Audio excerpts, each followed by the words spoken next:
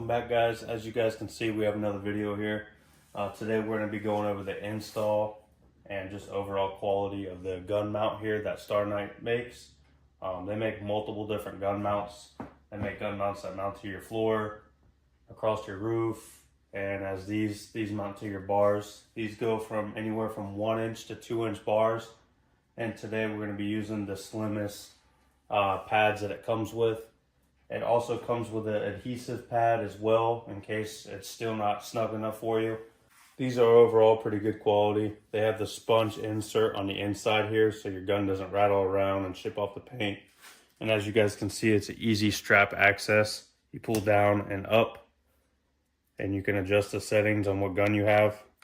So yeah, let's get to the install. As you guys can see, the kit comes with everything you might need. It comes with the hardware to mount it. It comes with the different size inserts depending on what size bar you guys have on your side-by-side.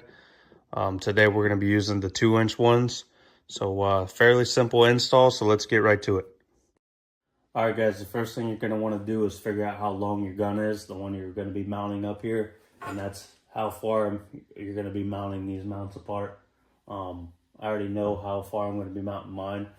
So I'm going to do mine right on the inside of the rails here. And all you're going to do is just put that clamp on the back.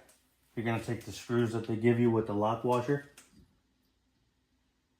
And they're just going to go right in the back. Get your gun mount where you want it. You're going to go on ahead and snug up these bolts here.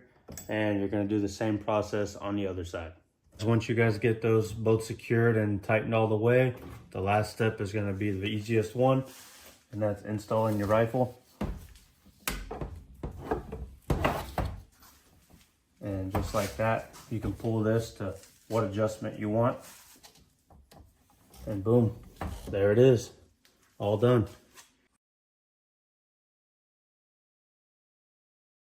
And yeah, let's go check this thing out.